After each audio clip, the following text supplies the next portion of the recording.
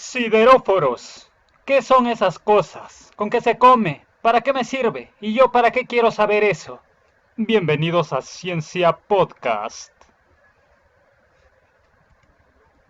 Los sideróforos tienen bastantes funciones que se aplican a biocontroles, biosensores, agentes de bioremediación y quelación. ¿Pero de qué me estás hablando? ¿Qué es todo esto? Bueno, este tema les interesa más que todo a los ambientalistas, a los biólogos, a los que hacen cultivos, y en mi profesión pues vemos estos términos. Revisando por todo YouTube no encontré mucho material, así que ¿por qué no? Voy a hablar de sideróforos. Si estudias esto en tu carrera y te es relevante, te invito a que te quedes hasta el final, y si es para alguna tarea, también. Voy a tratar de no ser tan profundo como para que me entiendan. Este podcast es prácticamente una revisión de un artículo científico que estaré dejando en la descripción del video por si quieren leerlo con mayor detenimiento. Cuando de sideróforo se habla, siempre viene un término llamado quelación, quelante, quelar. ¿Qué significa todo eso? ¿Es un nuevo verbo o qué? Podríamos decir que en la rama de la ciencia sí, poniéndolo de maneras sencillas. Quelar significa capturar algún metal, ya sea pesado o de importancia para ciertos microorganismos o plantas. Entonces, quelar sería la capacidad que tiene cierto compuesto orgánico de capturar ciertos metales en su estado iónico. Iónico, ¿qué quiere decir esto? En simples palabras, tienen una carga, así es como la electricidad, una carga. Esta diferencia de cargas entre el agente quelante que va a capturar a ese ion metálico, diferencia de cargas, opuestos se atraen, ¡pum! Capturado. Ese complejo es un complejo quelante. Ese compuesto ha quelado a ese metal. ¿Y qué quiero decir con esto? ¿Qué tiene que ver con los sideróforos? Los sideróforos prácticamente son eso, son quelantes, son esos compuestos orgánicos, unas moléculas de bajo peso molecular que se encargan de capturar metales que están en el ambiente, ya sea en el suelo, en el agua, para que así los microorganismos, plantas, puedan capturarlo y así puedan utilizar, por ejemplo, al hierro como una fuente de nutrición. Pero ¿para qué el hierro? El hierro es muy importante, como se habrán dado cuenta. En los humanos nada más, hierro, falta de hierro, se asocia con anemia. Entonces, los microorganismos, bacterias, hongos, las plantas, también necesitan hierro, son seres vivos. En este podcast prácticamente vamos a ver cómo los sideróforos capturan en primera instancia al hierro para que puedan ser transportados hacia las células de microorganismos y también las plantas.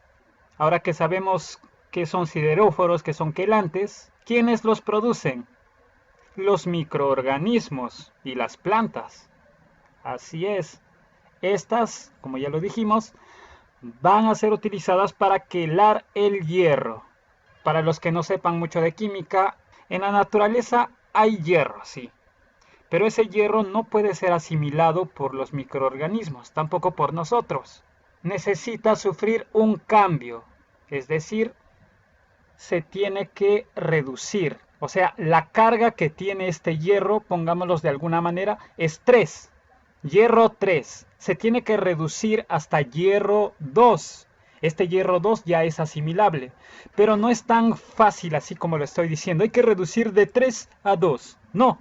Es un proceso que tiene que sufrir esto y que dentro de las células de estos microorganismos o plantas va a suceder. Y así es como lo van a aprovechar. ¿Cuál es la importancia del hierro? A ver, veamos algunas de ellas. En este caso nos vamos a centrar en microorganismos ya que estamos hablando de sideróforos. Son importantes para el crecimiento de los microorganismos. Son utilizados como cofactores enzimáticos. Si no sabes qué es esto, voy a hacer un podcast hablando de enzimas para que lo entiendas mejor. Metabolismo de oxígeno. Sí, también es importante para eso. Transferencia de electrones. Síntesis de ácidos nucleicos. ADN, ARN, tal vez lo has escuchado. Pero también son importantes para la formación de biopelículas en la cubierta externa de estos microorganismos que tienen un montón de funciones. Pero no nos vamos a centrar en ello. Los sideróforos, como lo dije, capturan metales pesados o bueno, metales que están presentes en su entorno para que lo puedan asimilar. Pero el hierro no es el único metal que va a ser quelado. También puede competir con el cobalto, níquel, manganeso, molibdeno, etcétera, etcétera, etcétera. A los sideróforos los han catalogado de alguna manera según sus grupos funcionales. Entre los tres grupos más importantes, digámoslo así, que son los que predominan en la naturaleza, son los hidroxamatos, catecolatos y carboxilatos. Pero esto me suena chino. Te dije que esto es exclusivo para los ambientalistas biólogos que ya saben todos estos términos. Pero también existen microorganismos que tienen una combinación de estos grupos, o sea, no solamente se centran en hidroxamatos, en catecolatos, carboxilatos, todo, sino que también existen mezclas de estos dentro de estos sideróforos. Ya, ¿qué es todo esto de hidroxamatos, carboxilatos? ¿Qué es todo esto? Los sideróforos, como lo dije, son moléculas. Y según un grupo funcional particular que está dentro de la estructura de esta molécula, se le va a denominar con este nombre porque tienen ciertas propiedades físicas, químicas, características que le otorgan estas, pues. Por eso es que se les divide por estos nombres. En el podcast de la dieta alcalina hablé de lo que es pH. Así que si no has escuchado ese podcast, te invito a que lo vayas a escuchar. Te puede aportar bastante. El pH del entorno también afecta a la toma de estos metales. ¿Cómo así? ¿De qué me hablas? pH, ya te dije, es una medida, ¿sí o no?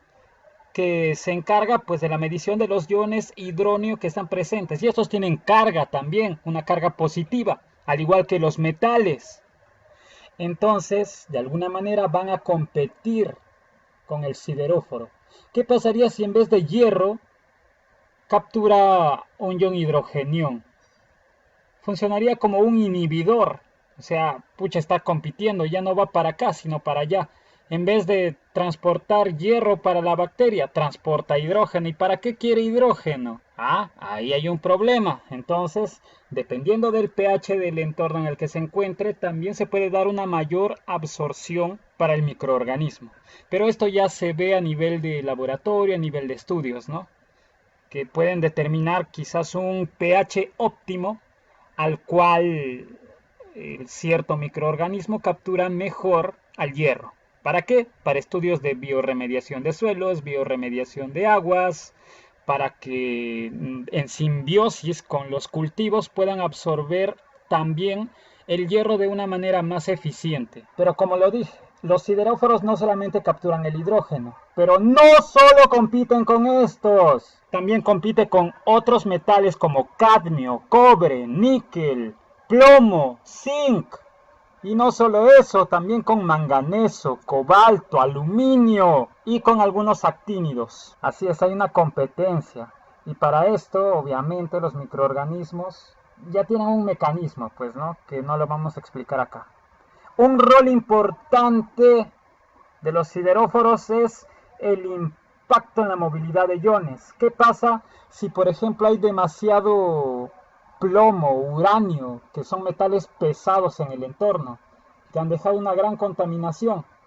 Se pueden aplicar estos microorganismos con sus sideróforos para capturar estos metales y así biorremediar ese entorno.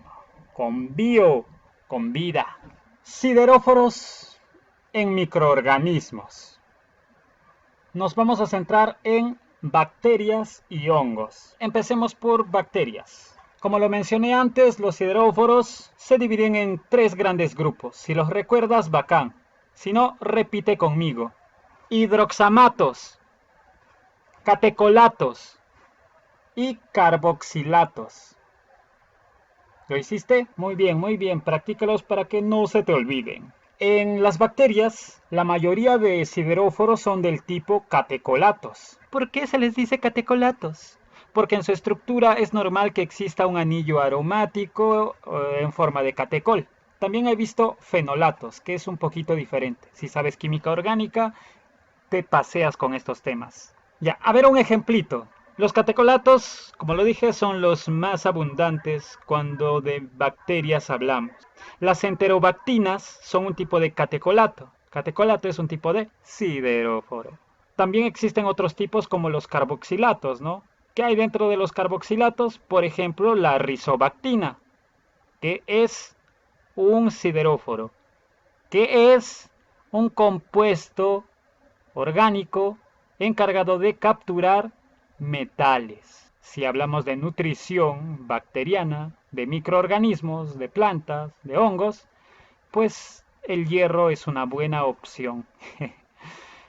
Y como parte de los hidroxamatos podemos encontrar a la ferrioxamina B. Pero también mencioné que hay una mezcla. ¿Qué quiere decir?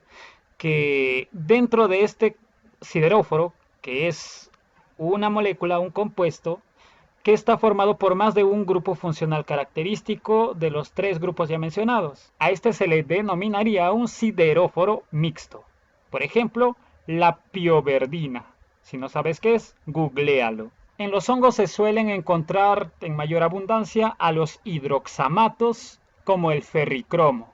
Pero existen un montón de ferricromos, como 5 tipos, dependiendo de la cadena lateral. ¿Cadena lateral de qué me hablas? ¿Qué es esto? ¿Un perro? ¿Qué lo voy a sacar a pasear? ¡No!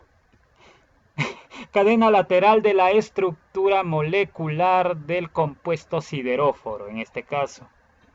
¿Sabes? Bioquímica. Revísala. Algo muy importante de lo que ya hablamos antes es prácticamente de que los microorganismos se encargan de producir a estos sideróforos para capturar el hierro, ¿no? Para su nutrición, porque ya vimos que es muy importante.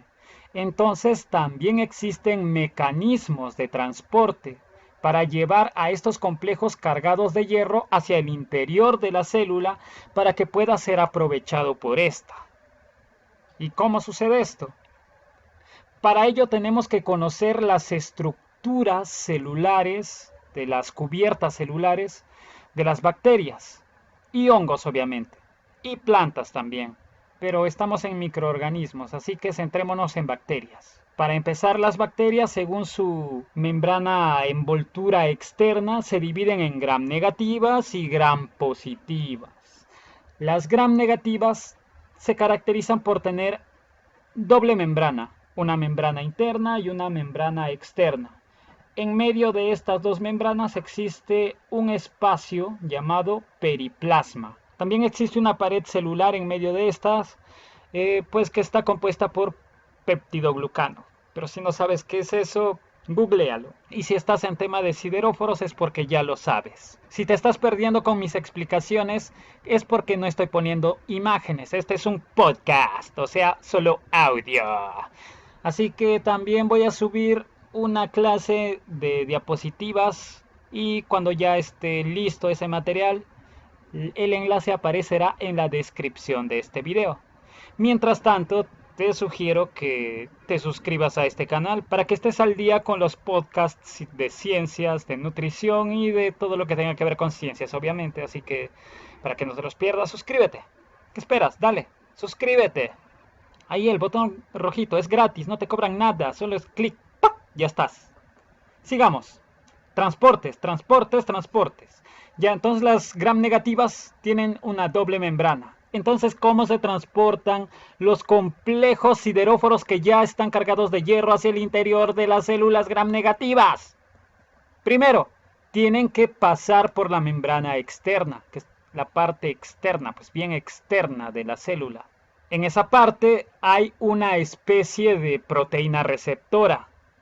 Ya, entonces, ahí es en donde se ancla este sideróforo, este compuesto ya cargado con hierro. Pero no puede entrar todavía. ¿Qué es lo que pasa? ¿Cómo entran? Para esto existe un complejo llamado TOM-B. Este complejo TOM-B prácticamente lo que hace es decirle a la proteína receptora: hey, proteína receptora, tienes sideróforos, Ya pasaste el control. Ábreles nada más la puerta, que pasen, necesitamos hierro. Y así es como logra pasar el hierro, digámoslo, de afuera para adentro. Esa es una visión general de cómo es que pasa. Obviamente existen procesos energéticos y todo eso. Cuando veas las imágenes en las diapos que voy a presentar lo entenderás mucho mejor. Pero ese es en otro video. Ya, una vez que este complejo B permite el paso del sideróforo cargado con hierro hacia el espacio periplasmático, una proteína transportadora del periplasma, PBP, se encarga de transportarlo hacia la otra membrana que está en la membrana interna. Ya pasamos por la externa, llegamos al periplasma y ahora necesitamos que ese complejo llegue a la membrana interna. Y esta membrana interna le abra la puerta al sideróforo para que recién entre al espacio intracelular, o sea, su citoplasma, en donde va a ser utilizado. Entonces, esta proteína transportadora del periplasma, PBP, se encarga de llevar al complejo sideróforo hasta la membrana interna, en donde hay otra molécula, en donde hay otra proteína receptora. Esta proteína es conocida como un transportador de tipo ABC. ¿Qué? ¿El abecedario? ¿Qué chinga? No, no, no, no, no. Este transportador de tipo ABC utiliza ATP. Por eso es el A. ATP Binding Cassette en inglés. Por eso se le dice ABC. No es que tenga que ver con el abecedario, no, no, no. Este tipo de transporte es conocido también como un transporte primario, porque requiere de energía para que pueda lograr pasar ese sideróforo del periplasma hacia el citoplasma. Requiere energía, requiere ATP. Y ahí tenemos a la ATPasa, paltasa.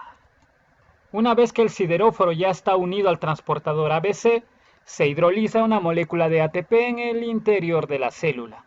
Esta energía es requerida, es necesaria para que este complejo pueda entrar, ahora sí, al espacio citoplasmático. Ya, ya entró, ya cumplió su función. Ahora, ¿qué pasa? ¿Qué hago aquí adentro? Dice. Como les mencioné, este hierro entra en forma de hierro 3. No puede ser aprovechado directamente. Entonces van a ocurrir otras reacciones en donde van a influir enzimas reductoras y todo eso, y a las finales este hierro 3 es convertido a hierro 2, es separado del sideróforo. Este sideróforo, ahora que ya cumplió su función, está descargado de hierro, la bacteria la elimina nuevamente hacia el exterior, prácticamente es como un reciclaje, es como un transportador. Cuando está con hierro entra, cuando está sin hierro sale, y así cumple una función para que la bacteria también se ahorre energía y no esté produciendo sideróforos a cada rato, sino reciclando la molécula. Mira, hasta ellos reciclan. Y ahora que la bacteria ya tiene ese hierro 2, lo puede utilizar para sus distintas funciones metabólicas. Recuerda que todo eso ocurre en las gram negativas. ¿Y qué pasa con las gram positivas? Les mencioné que estas dos tipos de bacterias se diferencian por su envoltura externa. Vimos que las gram negativas tienen una doble membrana y una pared celular pequeñita. Y también un espacio periplásmico. Esto no ocurre con las gram positivas. Las gram positivas tienen una pared celular mucho más grande y esta está unida con bastantes ácidos. Entonces las gram positivas carecen de una membrana externa. Pero para compensar esto tienen una pared celular mucho más gruesa, gruesota a comparación de las gram negativas. Pero ¿qué pasa? ¿Cómo va a pasar a través de esta? ¿No se le haría un poco más complicado? Pues complicado, complicado que digamos no, pero sí tendría que cambiar su tipo de transporte a través de la membrana para que pueda capturar a ese sideróforo cargado con hierro, para que pueda entrar. Bueno, por ahora no se sabe mucho de eso, pero hay suposiciones, obviamente. Y una de esas suposiciones dice que estos sideróforos, como son de bajo peso molecular, son pequeñas, pueden difundir a través de la pared celular. de las gram positivas. Entonces, al poder difundirse, como que van cayendo, ¿no? ¿Qué es difusión? Ya, por ejemplo, tienes un balde con arena. Si le echas agüita en la parte superior, esta agua lentamente, con el paso del tiempo, va a empezar a caer, ¿no? Encima se va a secar, pero va a ir ingresando hasta llegar al fondo. Ya, ahí se está difundiendo, por ejemplo. Algo así es lo que va a pasar con los sideróforos en las gram positivas. Va a difundir de afuera para adentro. Si les interesa, puedo hacer más podcast hablando de la pared celular bacteriana, microbiana y todo eso. O sea, más específico, con más detalles. Si les interesa, me lo hacen saber en la caja de comentarios, pues. Comenta, pues. Punto y te digo. Comenta un punto nada más. Punto. Y sabré que sí estás apto. Ya, pero como mencionamos, entonces, las gram positivas solamente tienen una membrana celular, que todas las tienen. Entonces pasa esa pared celular que está cargada con ácidos teicoicos, ácidos lipoteicoicos. Entonces llega hasta la membrana, o sea, pasa toda esa gruesa pared de peptidoglucano, llega a la membrana celular y ahí, al igual que en las gram negativas, hay un receptor, un transportador de tipo ABC.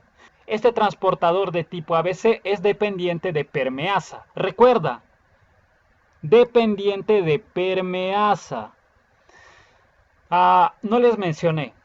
Al tener una pared celular tan gruesa, los estudios dicen que no existe espacio periplasmático en la membrana de las gram positivas. Otros estudios sugieren que puede que haya un espacio parecido al periplasma, pero recontra delgadito, chiquitito. ¿Por qué sugieren esto? Porque han encontrado enzimas en gram positivas que están presentes en el periplasma de las gram negativas también. Y estas enzimas solamente se encuentran en espacios periplasmáticos. Entonces hay la duda. Puede que sí exista, solo que todavía no lo han detectado. Entonces no podríamos aseverar que no tienen periplasma. Puede que sí, puede que no. Esto es relativo. Por ahora no puedo asegurar nada. Ya, una vez que llega el transportador de tipo ABC, que utiliza energía de ATP, que es un tipo de transportador primario, hace el mismo proceso y ya luego el sideróforo logra entrar al espacio citoplasmático. Obviamente mencioné el periplasma porque también existen transportadores del periplasma, pero estos están ligados a la membrana celular. Y de ahí de cierta manera ocurre ese traspasazo, pues. Ya, y una vez dentro ocurre el mismo proceso de degradación, se libera el hierro 2, se libera el sideróforo y nuevamente el proceso. Tomémonos un descansito. Ay, ay, ay. Y mientras tomamos este pequeño descansito, aprovecha para suscribirte al canal. ¿Qué esperas? Vas a ser uno de los pioneros aquí, mira, no somos muchos. Aportarás con tu granito de arena a difundir mayor contenido científico. Podcast Ciencias. Dale, dale.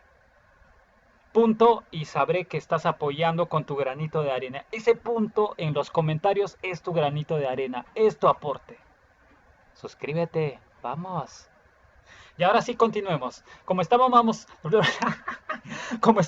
hablando de microorganismos todavía, nos hace falta hablar de hongos. Oye, pero ¿qué hablas? Los hongos no son microorganismos. Yo he visto un hongo ahí creciendo al costado de mis zapatillas y lo puedo ver con mis ojos. Entonces no son microorganismos porque lo estoy viendo. Tienes razón, tienes razón. No todos los hongos son microscópicos. Hay un montón de tipos de hongos. De eso también voy a hablar en otros podcasts. Hay un montón de hongos visibles tipos y no sé qué, basidiomicotas, comicotas, zigomicota, actinomicota, no sé qué tantas cotas, setas y todo lo demás, pero de eso vamos a hablar luego. Ya, y si nos centramos en las cifras nada más, o sea, en las partes más pequeñitas, en las células chiquitititas de los hongos, de cómo se transporta todo esto. Las levaduras, por ejemplo, son hongos microscópicos. Pero yo le echo a mi pan y se ve. Ja, ja, ja, lo que estás viendo no son levaduras a gran escala. O sea, si ves una célula, una sola célula de levadura, al ojo no lo puedes ver. Tienes que usar microscopio. No lo puedes ver. pero sabes que está ahí. Ahora sí, por favor, pongámonos un poquito más serios. Hongos. En los hongos se han detectado 4 tipos de transportes de sideróforos. Bueno, mecanismos de transporte en realidad. Empezamos. 1. Mecanismo de lanzadera. ¿Qué? ¿Lanzadera? ¿Cómo así? Que te agarra y te la lanza, pues. En este mecanismo de lanzadera, entonces, claro, se va a lanzar. ¿Pero qué se va a lanzar y cómo se lanza? Y para esto obviamente tienes que conocer cómo es la membrana externa de los hongos, ¿no? Y ya pues, como no quiero alargar tanto este podcast, solamente voy a decir que está compuesto por bastantes azúcares, proteínas que están enlazadas de acá para allá, cruzaditos como para darle rigidez.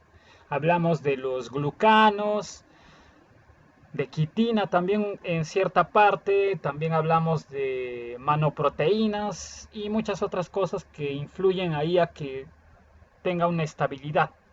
Ya, pero ese no es tema de este podcast. Ya, a través de esa membrana, y ya viste que difiere bastante de las bacterias. Y no es lo mismo hablar de bacterias que hablar de hongos, obviamente. Las bacterias son organismos procariotas, sin núcleo, mientras que los hongos son eucariotas, o sea, tienen un núcleo celular. Pero obviamente no me quiero desviar del tema porque estoy asumiendo que ya sabes eso. Y si no sabes, normal, pues, estoy diciéndote. Ya, entonces en el mecanismo de lanzadera, me estoy desviando mucho, lo siento. Oye, apúrate, estamos apurados, haces mucho. Ok. Fíjate, tienes la membrana celular del hongo y también tienes una proteína transportadora. ¿Cómo es que sucede este proceso de lanzamiento? ¿Por qué se le dice lanzamiento? Llega el sideróforo del exterior hacia esa proteína receptora que le va a permitir transportar el hierro hacia el interior de la célula. Pero dentro de esa proteína receptora ya hay un sideróforo.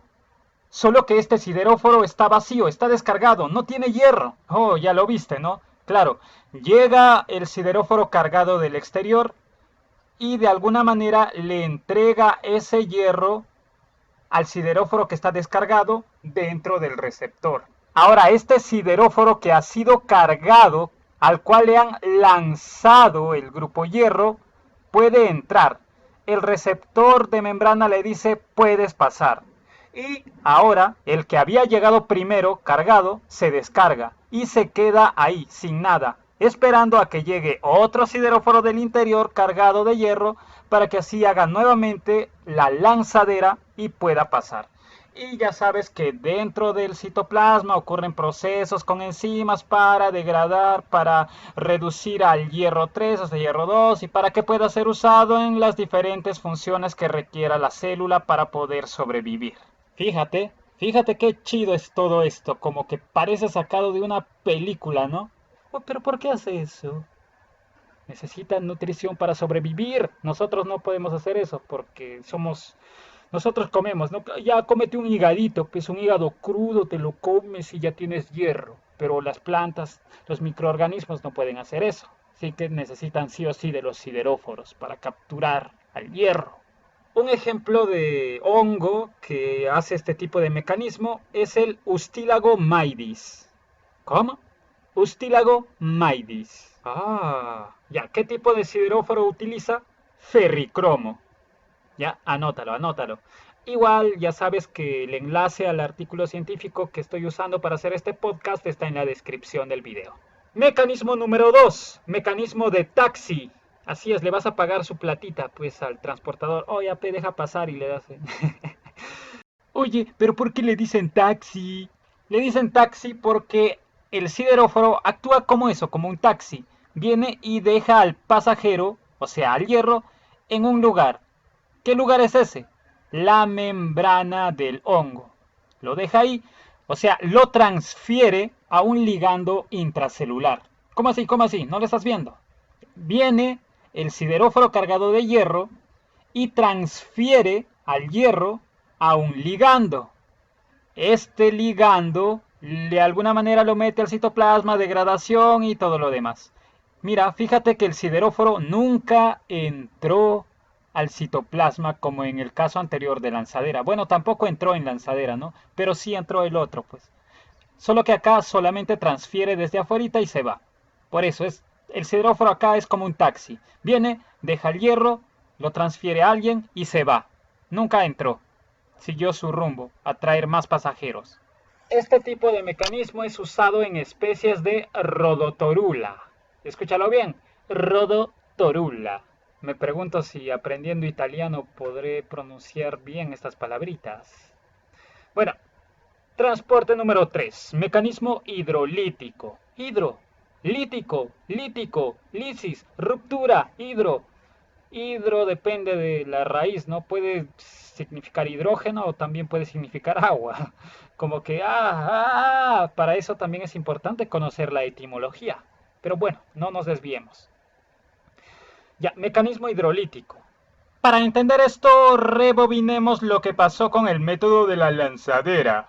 Bueno, no rebobinemos, solamente quédate con la membrana y un transportador. La diferencia que hay entre el mecanismo hidrolítico y el de lanzadera es, por ejemplo, esta proteína, porque simplemente lo deja pasar. No hay nadie que se quede y lo lance al sideróforo. Ya llega el sideróforo, llega al transportador, el transportador lo deja ingresar a todo el sideróforo. Oye, ¿y por qué le dicen hidrolítico? Explícame. Está bien, muchacho, porque se utilizan bastantes procesos reductores y degradativos para liberar al hierro. O sea, el proceso de liberación nada más es un poquito ya complicado. Después de liberar al hierro, después de todas estas degradaciones hidrolíticas, por eso se llama así este mecanismo, después de todo esto, recién se va a dar la reducción del hierro. Un ejemplo de este sideróforo, del que se encarga de hacer un mecanismo hidrolítico, es el acetilfusarinina. Lo dije bien. Acetilfusarinina es el tipo de sideróforo que se encarga de este tipo de transporte. Bueno, un ejemplo. Y este está presente en el honguito Micelia sterilia. Micelia sterilia. Me da ganas de aprender italiano, carambas. Y por último, tenemos al mecanismo reductor, al cuarto mecanismo de transporte. Reductor, ¿qué va a hacer? ¿Va a reducir igual que el hierro se va de 3 a 2? Sí, eso hace. La diferencia es que este proceso ocurre en la membrana. Así es, ahí en la envoltura nomás del hongo. Se da la reducción en ese lugar, o sea, para este proceso se utiliza una proteína de membrana llamada transportador regulador de hierro U. Primero lo reduce en el espacio de afuerita de su membrana y recién cuando está reducido en forma de hierro 2, recién ocurre la absorción. Ya esto lo hace diferente a los otros tres, ya que no va a pasar a través de la membrana como hierro 3 colgado de su sideróforo, sino que el sideróforo lo va a llevar a la membrana, nomás ahí se queda, ahí va a ocurrir la reducción del hierro 3 a hierro 2 y recién cuando esté en forma de hierro 2 va a ser absorbida por el hongo y recién ahí va a poder ser usado. Pero bueno, son diferentes tipos de transporte, ¿no? Como que me gustó este último, porque es diferente a todos los demás. No tiene que transportar en forma de hierro 3. A ver, a ver, dime un ejemplo. Este tipo de sideróforo lo podemos atribuir a por ejemplo, un ferricromo, ¿ya? Y eso es utilizado por un honguito llamado Ustilago sphaerogena. De nuevo, Stilago no sé si es sfarogena o cómo se pronuncia, por eso te digo, te ganas de aprender italiano. Ustilago, ya como se lee, ya. Ustilago spaerogena. Para más detalles lee el artículo científico, te lo estoy dejando en la descripción del video el enlace. Mira, recién acabamos de hablar de los microbios, microorganismos, bacteritas y hongos. ¡Hala! Ya, ahora pasemos a plantas. ¿Pero qué es lo que pasa con las plantas? Oh, ¿qué? ¿Las plantas también utilizan hierro? ¿Cómo, ah? Cuenta. No sé cómo es esa cosa, a ver. Ya, nos vamos a centrar en la nutrición de las plantas. Como bien sabemos, las plantas tienen raíces. Por esas raíces absorben agua, minerales, nutrientes. ¿Minerales? ¿Dijiste minerales? Sí, En el podcast anterior, Nutrición Alcalina, hablé un poco de esto también, del pH de los suelos y cómo influía en que si había cierta cantidad de hierro, por ejemplo, o sea, cierta cantidad de minerales que la planta iba a absorber, ¿no? Y que esto se expresaba también en sus frutos. Bueno, en la parte comestible de la planta. Y si te das cuenta, como que acá me hizo algo un clic. Entonces, como vi que el pH de alguna manera interfiere y que compite con estos sideróforos, entonces la planta no va a poder absorber también estos metales porque va a haber competencia y el hierro, el cobalto, el níquel, el zinc, el cobre van a estar en proporciones diferentes. Mira qué importante saber esto. ¡Wow! Como que hay una secuencia, ¿no? Ciencia, hijo, ciencia. Podcast Ciencias. Suscríbete. En la zona de la rizósfera. ¿Qué es rizósfera? Bueno, es la parte del suelo en donde podemos encontrar a la mayor parte de las raíces. Veámoslo así. En la raíz, en la parte, en las puntitas de las raíces, bueno, ahí es en donde la planta libera también a sus sideróforos. Pero ¿en qué se diferencian los sideróforos que liberan las plantas de los que liberan las bacterias, de los que liberan los hongos? Bueno, la diferencia es simple. Mencioné que los sideróforos estaban compuestos, eran moléculas orgánicas, ¿no? Y lo son, pero en las plantas son cadenas polipeptídicas, son polipéptidos. ¿Qué son polipéptidos? Bueno, tienes aminoácidos, enlazas varios aminoácidos y tienes un polipéptido. Enlazas un montón de polipéptidos y que tengan una función específica en el cuerpo estructural y ya tienes una proteína. Como que son el paso previo a ser proteínas. Pero algunos se quedan como polipéptidos y también cumplen funciones. Ya, entonces estos sideróforos son compuestos polipeptídicos que también se encargan de la toma del hierro. Sin embargo, su afinidad no es tan eficiente, digámoslo así, como la de los mecanismos que utilizan las bacterias y los hongos. Sin embargo, como todo en la naturaleza, hay excepciones. Y ya luego las iré comentando, pues. Ya, pero como son sideróforos de plantas, se les denomina fitosideróforos. Ya, pero pucha, ¿qué pasa? ¿Cómo es esto? Ya, hay algo acá que estamos obviando. En la zona de la rizósfera, cerca a las raíces de las plantas, bueno, no sé si en todas, no estoy enterado, pero existen bacterias que sobreviven ahí, en esa parte. Es como una simbiosis, es decir, tú me das, yo te doy. Ambos nos beneficiamos. La planta beneficia de alguna manera a las bacterias y estas bacterias de alguna manera benefician a la planta. Y estas bacterias también generan sideróforos y de mayor eficiencia. Entonces estos sideróforos también pueden ser aprovechados por las plantas. Y así, lo que produce una bacteria y hay otra por ahí, también la puede aprovechar otra que están ahí cerquita. También hay una competencia ahí, ¿no? Pero la planta también aporta en este caso. Entonces, como que es más eficiente que hagan esa simbiosis con bacterias, que lo haga así por sí mismo, liberando la plantita sus fitosideróforos, ¿no? Que también lo hace, obviamente, porque no siempre van a haber bacterias ahí. A ver, ¿qué tipos de plantas producen una alta concentración de fitosideróforos? Los podemos encontrar pues en cebada, centeno, trigo, que requieren de hierro. Pero como te dije, todo en este mundo depende, que uno que sí, que el otro que no. También existen otras plantas que como que les cuesta perder hierro. Una vez que tienen hierro ya se les hace difícil perderlo. Entonces, ¿qué va a pasar? Van a ser menos propensas a liberar sideróforos para que adquieran más hierro, porque ya tienen ya, pues, o sea, es más resistente a esto. O si no tengo mucho, pues me da igual. Igual yo puedo vivir. Mi, mi fisiología de planta me permite vivir sin mucho hierro en el ambiente porque yo no lo pierdo así nomás. Ya, esto lo podemos encontrar, por ejemplo, en especies como el maíz, el sorgo y el arroz. Obviamente hay más por ahí, ¿no? Fitosideróforos. Ahora que acabamos con la descripción de cómo se pasa el sideróforo de adentro para afuera en diversos organismos vivos, ¿no? En diferentes seres vivos.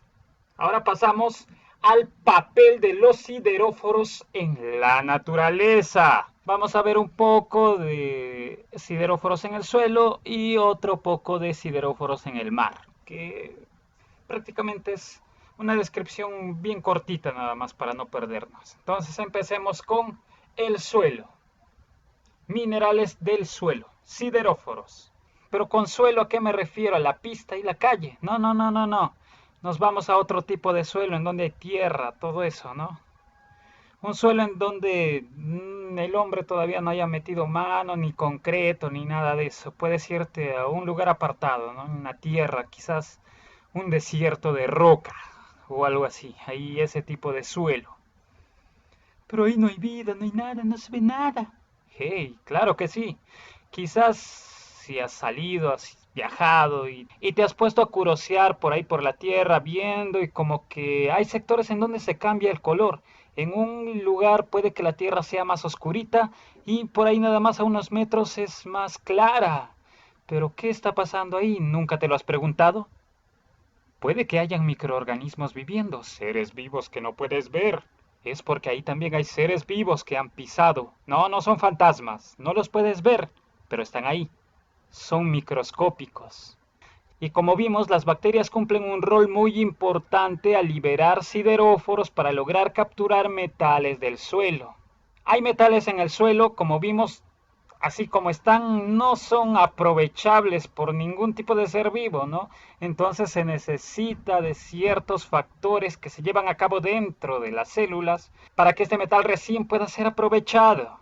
Así que incluimos en este podcast el término meteorización de los minerales en el suelo, que prácticamente sería eso, sacar esos metales que están pegados a minerales, quitarlos, sacarlos de ahí y volverlos utilizables, para que así puedan entrar a formar parte de la vida. Como mencioné anteriormente, los sideróforos se encargan de quelar a estos metales, ¿no? Y en particular estamos hablando del hierro. Pero no es el único agente quelante que está presente en la naturaleza. También existen ácidos orgánicos de baja masa molecular, que también se encargan de cumplir las mismas funciones que los sideróforos, pero su eficiencia no es tan alta comparada con la de los sideróforos. Pongámoslo en términos de dinero. Los ácidos orgánicos de baja masa molecular, imagínate que a ellos solo les pagan $20 por trabajar un día, y a los sideróforos les pagan más de $1.000.000. 10 millones de dólares. Compara, 10 millones, $20. Sumar es un montón. Ya, algo así es la eficiencia. Entonces los sideróforos aportan mucho más que los ácidos orgánicos de baja masa molecular. Pero ¿qué pasa si se unen estos dos?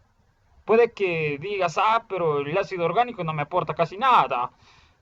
Sí, pero si comparamos a estos dos trabajando sinérgicamente, o sea, trabajando juntos, la disolución de los minerales en la tierra es mucho mayor que si el sideróforo trabajara solo. Ya, ahora el sideróforo ya no gana 10 millones, sino 15 millones. O sea, igual, es bastante, bastante.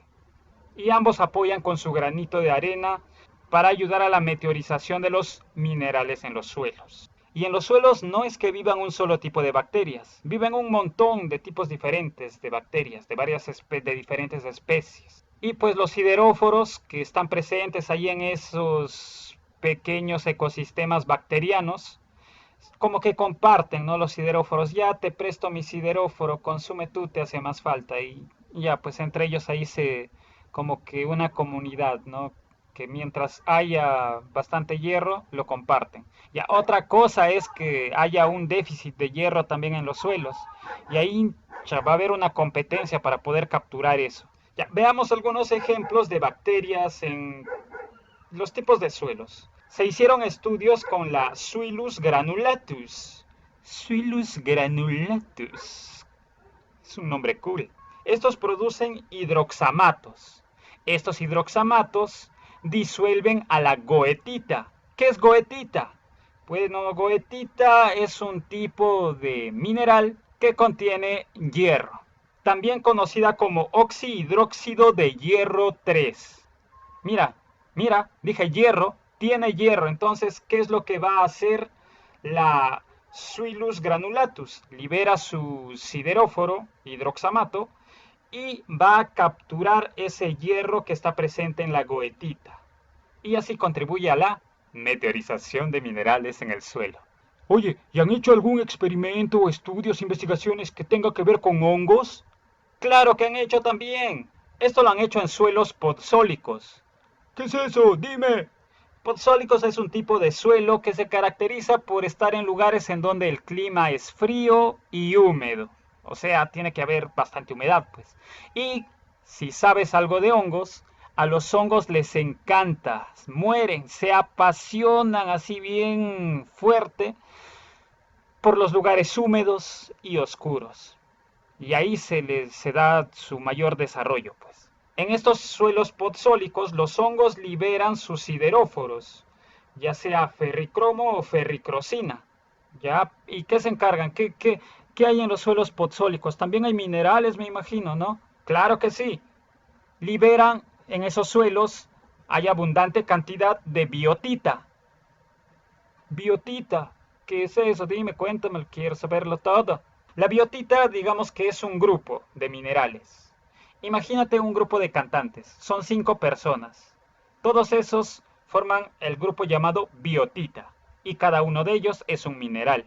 Cada integrante es un mineral, entonces son diferentes, ¿ya? Son bastantes tipos de minerales que contienen entre aluminio, hierro y otros tipos de metales que van a ser necesarios para el metabolismo de estos hongos, ¿ya? Entonces estos hongos, al liberar esos sideróforos, cambian la estructura superficial de estos suelos, haciéndolo más accesible para la vida, como lo estábamos viendo.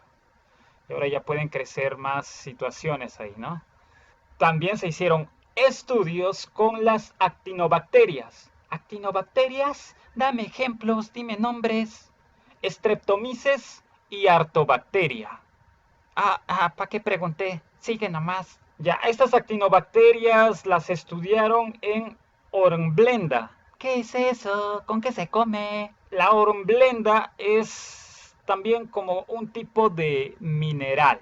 Es mal llamada hornblenda, es un nombre común que se le da. Así como nosotros decimos agua, que es conocido por todo el mundo, y no le llamamos, por ejemplo, monóxido de dihidrógeno, que también es agua, sino que es su nombre más científico, ¿no? Pero el nombre común es agua. El nombre común es hornblenda, que si lo traducimos al español suena algo así como cuerno reluciente. Y esto se le da por la característica que tiene, que entre negro, oscuro verde, verde oscuro, como se diga. Ya, lo importante es que esta hornblenda es rica, es abundante, tiene exceso de hierro, magnesio, aluminio y otros metales en menor proporción. Entonces, estas actinobacterias se van a encargar de liberar los sideróforos necesarios para capturar esos metales y así contribuir a la meteorización de minerales en el suelo. Güey, pero esto lo han hecho comparándolo con otros sideróforos artificiales. Artificiales porque han sido creados en laboratorio por el hombre. Ya ellos han metido la mano ahí y han manipulado, pero no les salió tan bien porque al comparar los resultados de estos sideróforos artificiales con las actinobacterias, que son creadas por la naturaleza, se dieron cuenta que su nivel es muy poco, pues artificial, no pasa nada y no hay que capturar mucho. Y ya pues, como que no entra, pero igual se utiliza, ¿no? Se llama desferrioxamina B. ¿Pero por qué dices que lo usan? Porque como que si no es muy conocido que las bacterias tienen un mayor impacto para la captura de hierro, por ejemplo, entonces, ¿qué van a hacer? Utilizar productos artificiales, ¿no? Antes que bacterias, antes que hacer una bioremediación, antes que utilizar la vida, microorganismos vivos. Hoy en día se dice que este es el siglo de la biotecnología, en donde se está dando aplicación de vida a la tecnología. Con vida me refiero a que están utilizando microorganismos, seres vivos, para reparar lo que el hombre está dañando. Pero las plantas tampoco se quedan atrás. Hablo de los fitosideróforos, que ya lo mencioné antes, ¿no? Estos también aceleran la disolución de los ferrihidratos y también de la goetita, que ya lo vimos con los Suillus granulatus. Sí, también los Suillus granulatus, al igual que los fitosideróforos, también como que tienen en común eso, que quitan el hierro de la goetita. Un tipo de fitosideróforo sería el ácido 2-desoximugínico. Y hablé de pH. El pH óptimo al cual trabaja el ácido 2-desoximugínico es un pH 6, que ya lo vimos antes, ¿no? Que es como que hay una competencia con los sideróforos entre un pH, si es muy bajo, muy alto, las cargas, las concentraciones, y eso puede alterar la disolución de minerales. Competencia. También se hicieron estudios en ingeniería genética. ¿Qué? ¿Cómo? Estudian los genes. Ingeniería genética estudia los genes. Los genes son porciones de ADN. El ADN tiene una secuencia de codones. Bueno, lo importante acá es que estos genes a las finales van a codificar, se van a expresar mediante bastantes reacciones biológicas metabólicas para producir proteínas. Por ejemplo, el color de tu pelo, el color de tus ojos, el color de tu piel está determinado por genes. En tus genes está escrito que vas a tener este tipo de pelo, ese tipo de ojo, ese tipo de piel. Ya está determinado. Ya, pero eso también lo estudiaron en los fitosideróforos, en donde vieron que la cebada tiene genes que codifican para un tipo de fitosideróforo de alta calidad. Esto lo hicieron en la cebada. Alta calidad en disolver a los minerales que contienen hierro, para que así lo puedan asimilar mejor. Pero ya, estamos hablando mucho de hierro, ¿no? Ya, dejemos de lado a los suelos. Ahora pasemos a hablar un poquito de los ambientes marinos. Se hicieron estudios con fitosideróforos en los ciclos biogeoquímicos de hierro en el océano. Pero ¿para qué es importante eso? A mí qué ching me importa. Que coman esos peces, pues que no coman, no me importa. Claro que importa, porque si se mueren los peces, se muere la vida en la tierra, ¿quién todo está relacionado? Por ejemplo, a ver, si no me entiendes. Primero, ¿qué es un ciclo biogeoquímico? Poniendo en este caso al hierro, porque es lo que estamos estudiando, no lo que estamos aprendiendo. Ya, el hierro es un metal. Este metal va a pasar a través de varios seres vivos, como una cadena trófica, una cadena alimenticia. ¿Has escuchado ese dicho que dice, el pez grande se come al pequeño? Ya, claro que se lo come, incluido el hierro que está presente dentro del pez pequeño. Ahora ese hierro forma parte del pez grandote. Y si se lo come una ballena, ahora la ballena tiene ese hierro. Tiene el hierro del pez pequeño y el hierro del pez grandecito que se lo comió. Pero estos peces son carnívoros. Debe haber algún pez que es netamente vegetariano, ¿sí o no? Es solo un ejemplo para que entiendan. El motor de los ecosistemas marinos está dado por el fitoplancton, por algas, que digamos que son las plantas marinas o algo así. Y estas se encargan de producir los alimentos que van a consumir los peces más pequeños, o animalitos pequeñitos como el fitoplancton. Estos sirven de alimento para peces más grandecitos, estos peces más grandecitos para otros peces más grandes, y estos para otros peces más y más grandes, hasta que llegan a la ballena, pues. Y si te das cuenta es una cadena, uno alimenta al otro. ¿Y qué pasa si cortamos la fuente de alimentación? Eliminamos al fitoplancton, ¿qué va a pasar? Se van a morir los peces pequeños. Y como los peces más grandecitos ya no tienen peces pequeños para comer, también se mueren y así, y se elimina la vida en la tierra.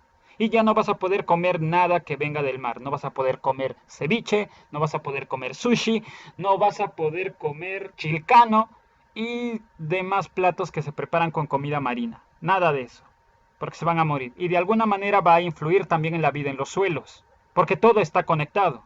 Bueno, me estoy saliendo del tema. Pero en todo ese proceso ocurre el paso del hierro a través de todos estos seres vivos. A eso se le llama un ciclo biogeoquímico. Y a las finales como que vuelve. Es un ciclo porque vuelve. ¿Qué pasa si la ballena muere? Alguien lo tiene que descomponer. Y ahí entran las bacterias. Estas bacterias fijan nuevamente este hierro y luego van a ser comidos por zooplancton, fitoplancton y va a seguir como que un círculo, un ciclo. Ya, sin embargo, las bacterias marinas compiten con el fitoplancton por este hierro, ya que las bacterias marinas, como lo estamos viendo durante todo este podcast, liberan sideróforos marinos. Pero las bacterias como que llevan las de ganar, ¿no? Porque estas producen la mayoría de los quelantes orgánicos de hierro. Bacterias marinas. No sé si has escuchado de la cianobacteria, que hoy en día las cianobacterias son muy estudiadas por sus fuentes proteicas.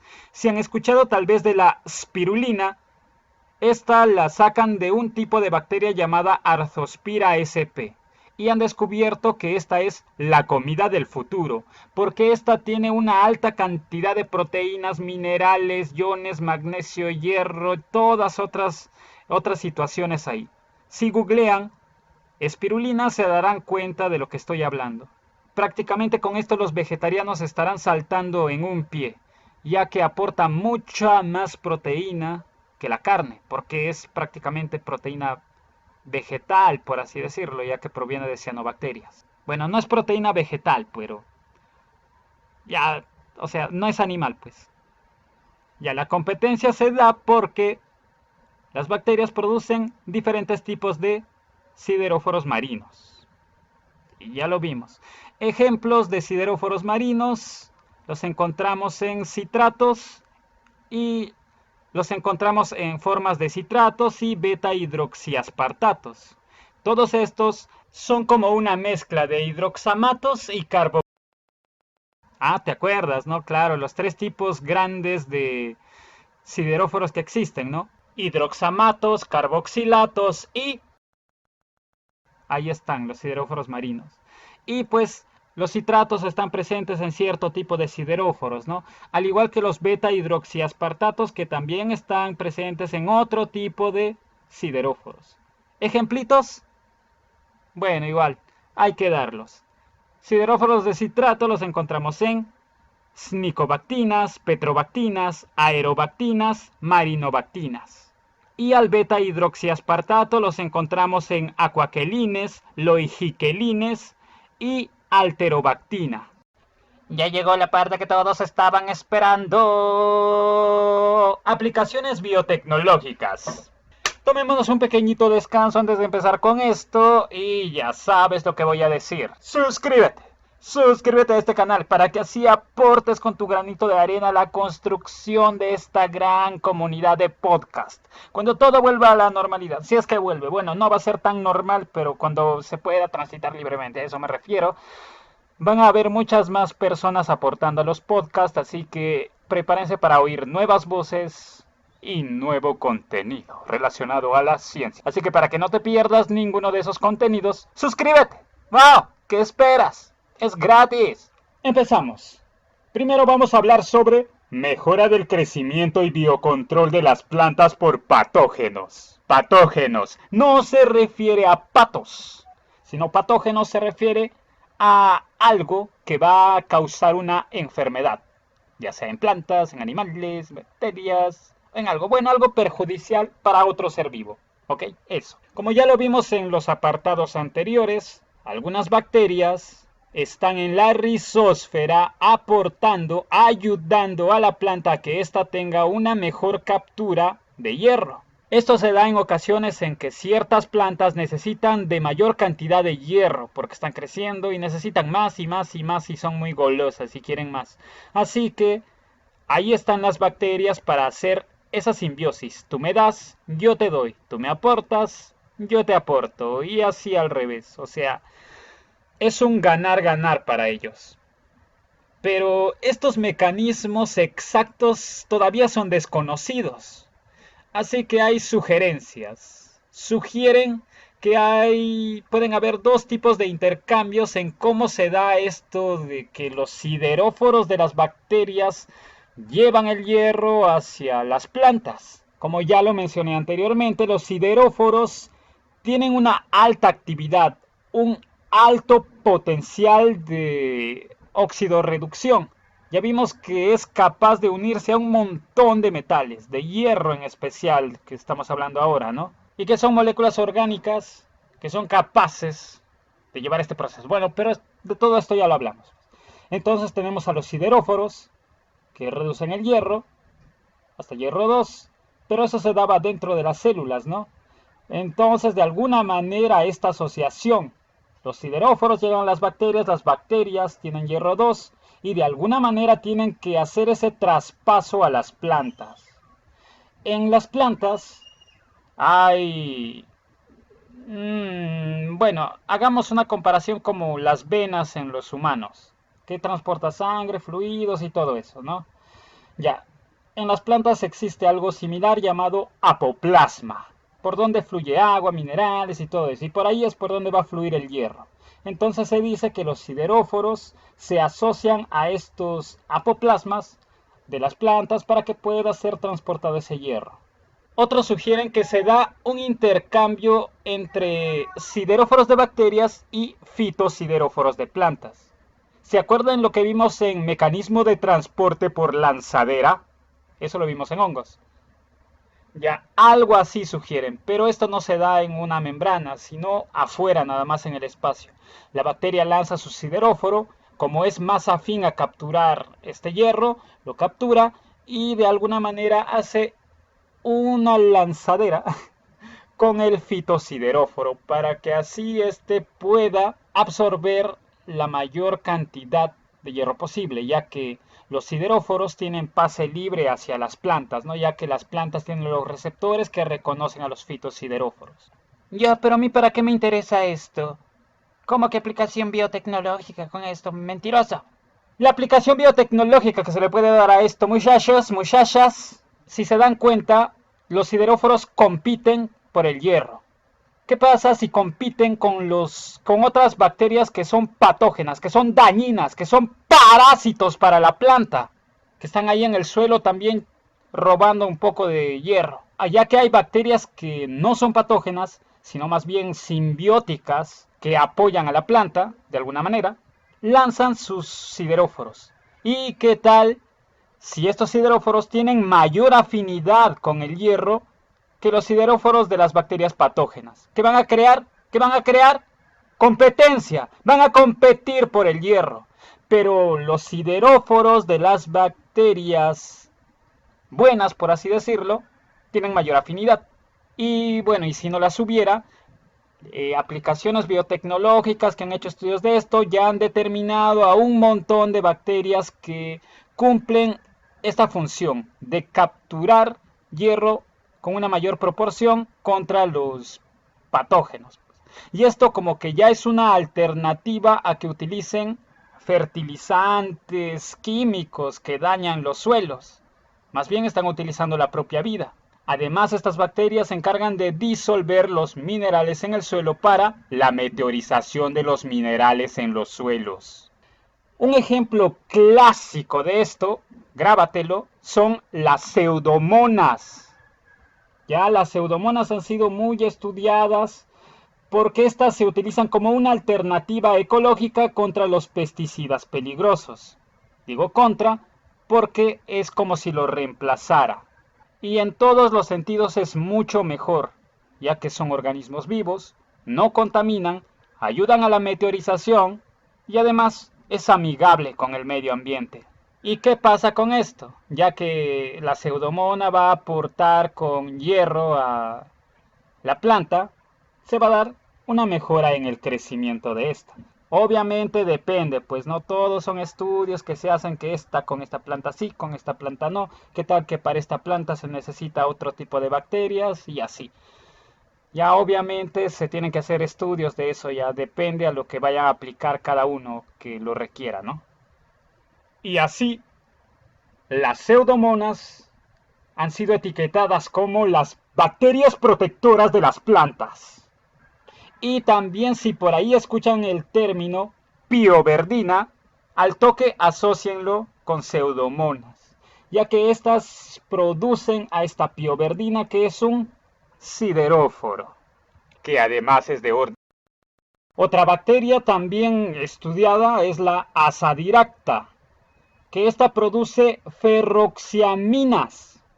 y que estas también podrían contribuir a la nutrición de hierro.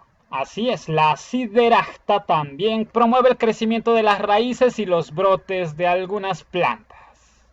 O quizás de muchas, no estoy tan enterado de eso todavía. Pero también existen hongos que también se asocian a las raíces de las plantas, y estas ya están asociadas para cumplir este tipo de simbiosis. Yo te aporto, tú me aportas. Mira, es diferente decir simbiosis que decir parasitismo. Han visto seguramente que sobre los árboles crecen ciertos tipos de hongos, ¿no? Estos hongos hacen crecer sus hifas, o sea, se conectan a los canales por donde pasan los azúcares, los materiales que utiliza la planta, pues, agua también, se lo quitan. Entonces estarían perjudicando a la planta. Ya estos hongos son patógenos, parásitos. Por el contrario, los hongos simbióticos, las micorrizas, se unen también así, pero aparte de consumir azúcares y cosas que la planta secreta, ¿no?, para su propio metabolismo, ellos también lo captan. Pero, si se dan cuenta, estos hongos de alguna manera también aportan material a la planta. Es como un intercambio, ya les dije. Tú me das, yo te doy. Así que han usado hongos como biofertilizantes. Se demostró que los hongos micorrízicos del sorgo tienen una alta afinidad por el hierro, capturándolo y así ayudando al sorgo a crecer más, a producir más, a tener más hierro, y este suelo es apto.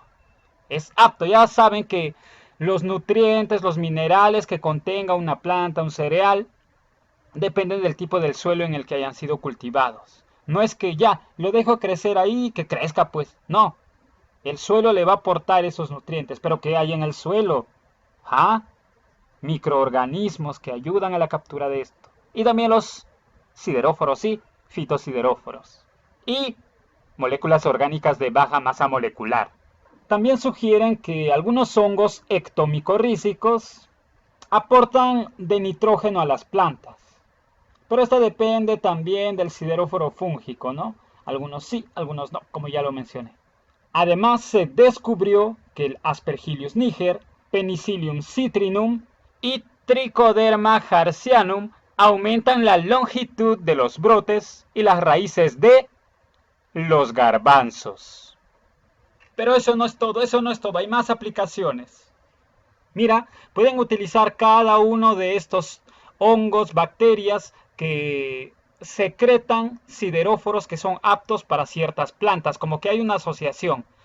Este hongo se va con esta planta, esta bacteria con esta planta. Ambos trabajan más eficiente. ¿Qué tal si con estos sí hacemos un cohete?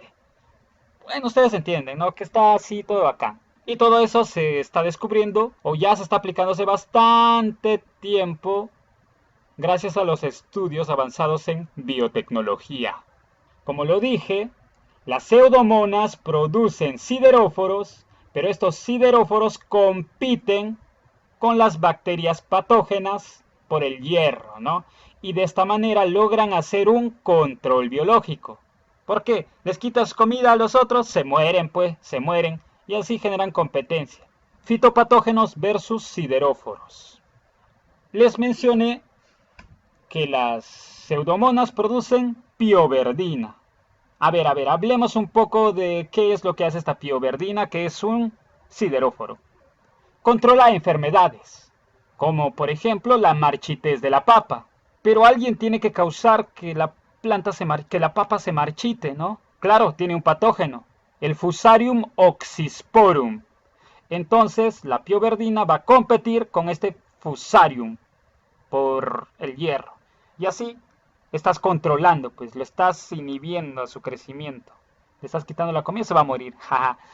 También controla enfermedades como la deficiencia de crecimiento en trigo y cebada. ¿Quién es su patógeno? Su patógeno es la Gaeumagnomyces graminis. Sí, así de locos están poniendo esos nombres, ¿verdad? No. Que sí. Este patógeno producía la deficiencia de crecimiento en trigo y cebada. Además, la pioverdina suprime a los patógenos del maní y del maíz. ¿Es rico comer el maní, sí o no?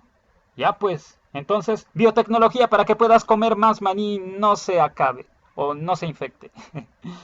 Ya hemos alabado mucho a las pseudomonas y a su pioverdina. También existen otras bacterias. La pseudomona no es la única. Por ejemplo, la Bacillus subtilis. Esta también controla al Fusarium oxysporum.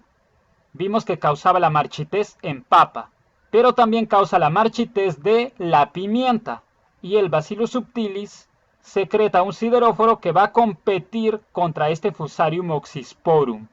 También vimos a la Acidoracta, ¿verdad? Ya pues entonces, nuevamente, Acidoracta indica. Esta compite por el hierro con los hongos patógenos. Estos sideróforos producidos por la A indica afectan negativamente al crecimiento de los patógenos. Y esto se llama biocontrol, control biológico, ya que estás usando bacterias buenas, por así decirlo, contra patógenos que dañan a los cultivos y todo lo demás. Y así se evitan bastantes pérdidas a nivel de agricultura y todo lo que tenga que ver con comida orgánica y todo eso. Sin tomar ningún descanso, esta vez sigamos con el biocontrol de patógenos en peces. Porque también se da. A ver, biopatógenos. ¿Cómo afectan estos biopatógenos a los peces? Para empezar, estos se alojan en sus intestinos, porque por ahí es por donde pasa todo lo que comen, que va a ser luego digerido para ser convertido en nutrientes y pueda pasar por todo su sistema circulatorio o el sistema que tengan, pues, ¿no? Que utilicen. En el mar también se da una competencia por hierro. Bacterias buenas versus patógenos. Primero, ¿cómo es que infectan estas bacterias patógenas al intestino? Al intestino de estos peces, que luego vamos a comer y nos vamos a infectar también. Bueno, se mueren igual los peces, ya ni los comemos tal vez. O sí, tal vez nos vendan peces que han sido muertos en el mar por bacterias patógenas. Bueno, antes de eso, para entrar en contexto, la microbiota bacteriana, en nosotros nada más, en los humanos, en nuestros intestinos, tenemos, bueno, en el intestino delgado, ¿no? Tenemos una microbiota que son bacterias, poblaciones de bacterias, poblaciones y comunidades de bacterias viviendo ahí libremente, disfrutando de la vida y de todo lo que nosotros ingiramos también. Pero esta microbiota no es que esté ahí como parásita. Bueno, también lo hay en cierta medida. Sin embargo, esos nutrientes que nosotros comemos, estas bacterias las aprovechan, pero también secretan otras moléculas que para nosotros no son beneficiosas, ya que no tenemos enzimas y nuestras células no hacen eso. Pero estas bacterias nos aportan con eso. Bueno, no todas, como dije, hay bacterias malas. Se puede crear un desequilibrio en proporciones de bacterias malas y buenas y generar enfermedades y todo eso. Ya, ahora que sabemos esto, los peces también tienen intestinos, pues. ¿Cómo hacen estas bacterias patógenas para sobrevivir? Liberan enzimas, liberan proteasas, colesterol aciltransferasas. Estas le van a permitir a esta bacteria patógena resistir al hospedero. Resistir, claro, pues no va a ser dañado. Va a resistir su pH, las condiciones que tenga el pez en su intestino, pues. No va a morir, ya que este patógeno está establecido ahí, tiene sus propias defensas, ¿no? Para protegerse ahí dentro del pez. Ahora va a competir, va a liberar transferrina y con esto va a competir por el hierro. Así es, el hierro que consume el pez va a ser captado por este patógeno. Como lo dije, hay bacterias buenas, hay bacterias malas. Entonces salen los guerreros, que la verdad me pregunto si lo hacen por... Si te pones a preguntar, no es que sean guerreros en sí, sino que también están compitiendo por comida. Sin embargo, no lo dije antes, pero los sideróforos de algunas bacterias que no son patógenas siempre son las ganadoras, porque tienen una alta afinidad con el hierro, mucho más que las de las bacterias patógenas. Un ejemplo de esta es la Pseudomona fluorescens. Otra pseudomona. Cada rato me metes la mona nomás. Claro, pues, fíjate, importante la pseudomona. Pero los peces, ¿cómo saben que están mal o no? Bueno, esto lo estamos viendo en aplicación biotecnológica, que obviamente lo están haciendo en piscigranjas. Entonces, de alguna manera, van a dar de comer a estos peces, estas bacterias, con su comida. Y así es como van a lograr entrar al intestino de los peces y combatir contra estas bacterias patógenas. Va a haber una lucha. Pero como lo dije, los sideróforos siempre son los ganadores cuando, cuando de capturar hierro se trata. Por ejemplo, en piscigranjas han usado al Bacillus, sí, a varias especies de Bacillus en realidad. Y como dije, les dan de comer, esto es en forma de probióticos, y también tratan las aguas de los cultivos con ellas, para así eliminar cualquier resto de hongos patógenos, pues. Es como que, claro, es como una guerra en realidad, en donde las bacterias buenas tienen las de ganar, gracias a sus sideróforos. Además, los sideróforos de los bacillus inhiben el crecimiento del 62.5% de patógenos de 363 bacterias encontradas en los intestinos de los peces. Además, se ha descubierto que varias bacterias intestinales inhiben a los patógenos gracias a sus sideróforos. Esta es una aplicación, un biocontrol que se le da a los peces, a la producción pesquera, pues. Peces, mariscos, no sé también, pero acá en el artículo científico mencionan más que nada a los peces. Piscigranjas y con eso pueden hacer, claro, pues entregan al pez, incluso, no sé si lo puedan aplicar a escalas grandes en el mar también, para evitar que haya una pérdida. No sé, esas aplicaciones están viéndolas, pues. Obviamente van a ver los beneficios que genera esto para generar dinero también. Pues no todos lo hacen de buena gente. ¿Están viendo? Están viendo, claro, pues si vendo mi pez que produzca mi piscigranja y le hace mal a la gente, ya me va a caer a mí, pues. Voy a ir preso tal vez por vender comida malograda, comida patógena, comida que cause enfermedades. Por eso es bueno un biocontrol. Así te evitas de estar dándole pastillitas a los peces. ¿Se puede? ¿O en serio? ¿Se puede? No sé. Otra aplicación que le encontraron a los sideróforos, obviamente, es en la ecología microbiana y la taxonomía. Pero ¿para qué es importante todo eso? ¿A mí qué me importa? Es importante porque pueden determinar un montón de cosas con esto y luego darle una aplicación práctica, útil, tecnológica. Ah, es importante, mijo, es importante. El siderotipado se define como la característica de cepas microbianas de acuerdo con los tipos de sideróforos que estos producen. ¿Cómo? Prácticamente es como que estás en una fábrica y hay un montón de trabajadores y cada uno produce un producto con diferentes características. Prácticamente es eso, pero en bacterias, y que estas producen diferentes tipos de sideróforos. Y este siderotipado es como que esa categorización que le dan a las cepas microbianas. Esta cepa produce esto, esta cepa produce lo otro, y así con todas. Para determinar esto existen dos métodos. Uno es analítico y el otro es biológico. En el analítico pues se basan con técnicas de laboratorio como HPLC, espectrometría de masas, y que hacen bastantes y hacen estos ensayos utilizando este tipo de maquinaria. Mientras que en lo biológico se basan en la medición directa del hierro. Obviamente se basan con los sideróforos que tanto consumen, que tanto produce y todo esto. Pero van mucho más allá. Tiene un alcance mucho más práctico que el analítico, a mi opinión, porque utilizando la biología molecular pueden determinar los genes que codifican estos sideróforos. Nuevamente hablemos de las pseudomonas.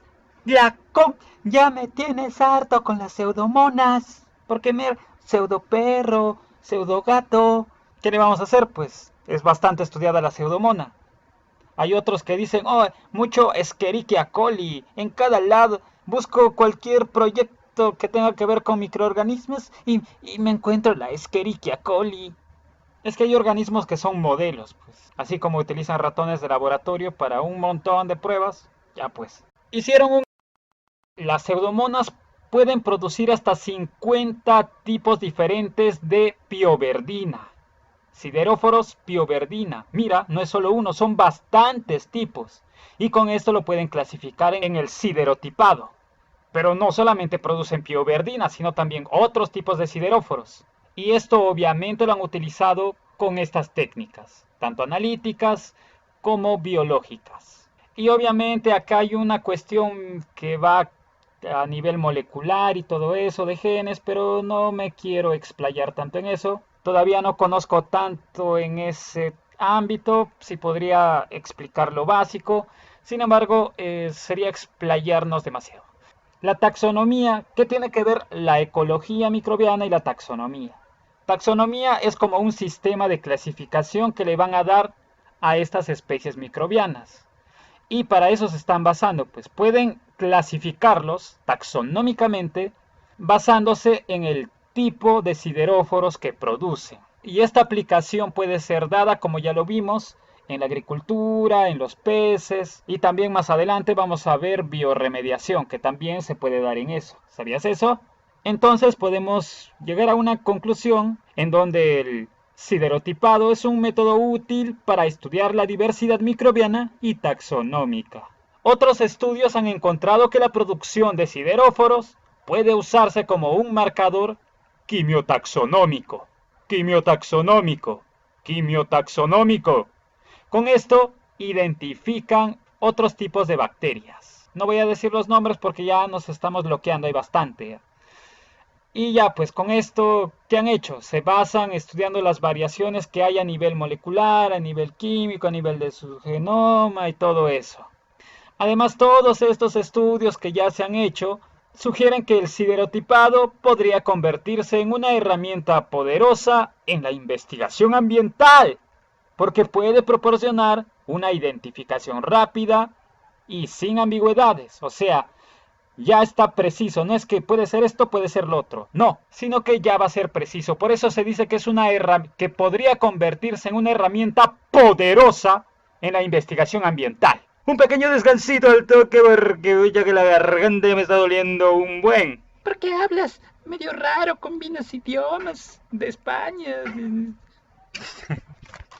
Este es un descansito, así que relax, tómense su agüita, preparen bien su material porque vamos a continuar. Suscríbete, no te olvides. Recuerda que estarás aportando y formando parte de esta gran comunidad de Ciencia Podcast.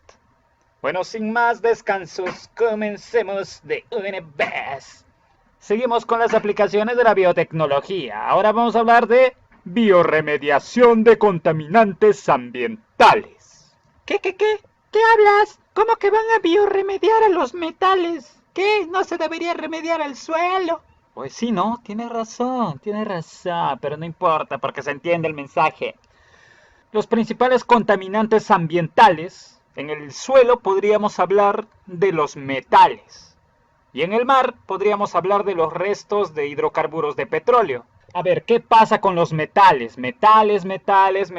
Apuesto que si ves a tu alrededor, por lo menos vas a encontrar más de la mitad de cosas hechas por algún metal. ¿Sí o no? Mira, ve. Mira, acá tengo una cuchara, acá tengo una tapa de perfume, acá tengo mis gafas, acá tengo mi computadora, acá tengo los cables USB, los cargadores, la propia computadora, la placa interna también tiene un montón de metales y cosas así. Tu router de Wi-Fi, tu antena, tus cables, tu foco, todo. No todo, pero hay bastante metal, ¿sí? Pero ¿qué pasa? Claro, no estás contaminando tú, ¿no? Pero ¿qué pasa con los que extrajeron ese metal para producir lo que estás utilizando? ¿Qué pasa ahí? Claro, pues, ¿lo sacan de dónde? De minas. Los metales se utilizan para construcción. Hemos visto bastante las casitas, cómo meten su fierro ahí, ¿no? Y los cables también, pues. En la tecnología, las placas de las computadoras, por ejemplo, las memorias RAM, las memorias de video, tarjetas de video, tienen sus pequeñas ranuras funcionan con oro. Su conductividad es demasiado potente y es muy eficiente para este tipo de memorias, procesadores, celulares y todo lo demás. Por eso es que, no sé si han visto, que reciclan placas y pueden extraer ese oro. Y también están contaminando. También lo utilizan para producir energía nuclear. Ya saben lo que pasó en Chernobyl. Radiación, señores, radiación. ¿Eso se puede? Bueno, pero si nos basamos en cantidades pequeñas, los sideróforos pueden biorremediar esto. Como ya lo vimos antes, los sideróforos solubilizan a los metales, ¿no? A los minerales y extraen esos metales y los hacen formar parte de la vida y todo eso. Pero ¿qué pasa con los metales pesados? También los pueden disolver para que así no puedan ser aprovechados por las plantas y todo eso. Entonces, al quelarlos, ya no van a ser contaminantes, están disueltos ahora. Hablo de metales como el cadmio, níquel, cobre, plomo, zinc, torio, uranio, plutonio y muchas más. Claro, hemos visto que los sideróforos capturan el hierro para que así puedan nutrir a las plantas, a los hongos y a las bacterias que los secretan. Pero también estamos viendo que pueden ser capaces de solubilizar, de quelar a estos otros compuestos, a estos otros metales pesados. Entonces podríamos decir que son útiles como herramienta de biorremediación, que son amigables con la naturaleza, que son respetuosas con la naturaleza. Se han hecho bastantes estudios también acerca del pH. Y esto lo hicieron con, les mencioné, un sideróforo artificial, ¿no? Hace no sé cuánto tiempo atrás, minutos, horas, no sé. Y ya pues, hablo de la desferroxamina B. Hicieron un estudio en donde el pH es elevado. Entonces, la desferroxamina vimos que no era tan potente contra el hierro a comparación de sideróforos bacterianos, ¿no?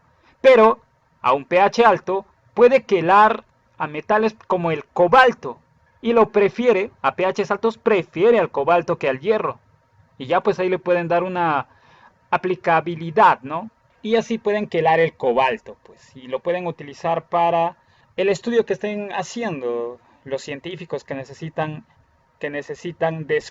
descobalimizar, ¿no? O sea, quitarle el cobalto a sus tierras y eso. El Azotobacter vinelandi, que produce sideróforos como la azotoquelina y azotobactina, su propio nombre, ¿no? Azotobacter, azotobactina, azotoquelines. Ya se han estudiado estos sideróforos que son capaces de quelar al molibdeno y al vanadio. Mira, metales pesaditos, ya estamos hablando. Y adivinen qué. Así es, también se hicieron estudios con la pseudomona. ¿Con quién? Pseudomona. ¿Eh? Pseudomona. Otra vez, carajo. Ya, calla, tranquilízate. Pseudomona aeruginosa. Se dice que esta podría quelar a un montón, a un montón de metales. ¿Se acuerdan que la pseudomona la podíamos relacionar con la pioverdina, ¿no? Pero también vimos que la pseudomona puede producir otro tipo de sideróforos, como los pioquelines. Y entonces se dice que podría quelar a la plata, al aluminio, al cadmio, cobalto, cromo, cobre, eustanio, galio, mercurio, manganeso, níquel, plomo, estanio, talio, zinc, teuburicio, creo que es ese símbolo. O sea, a un montón. Pero si hay hierro, adivinen qué va a hacer este pioquelín. Así es.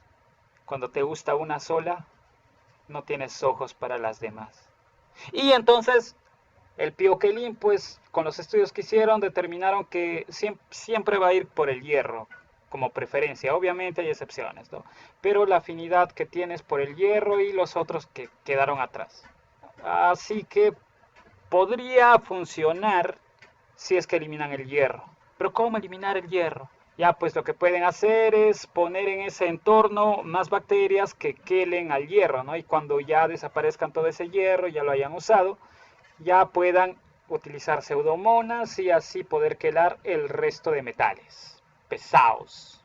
Bueno, hablando de minas, muchos conocen las minas de oro acá en Perú, ¿sí o no? Sin embargo, también hay minas de uranio. Y esas minas de uranio dejan un montón de desechos radioactivos. Y también han utilizado a la pseudomona. ¿Qué? A la pseudomona. Ya, no digas nada. Han utilizado a las pseudomonas fluorescentes y su sideróforo es capaz de quelar al hierro, níquel, cobalto que estaban ahí. Y la pioverdina es capaz de movilizar al uranio y al neptunio. Esos nombres nomás dan miedo. Plutonio, Neptunio, Uranio.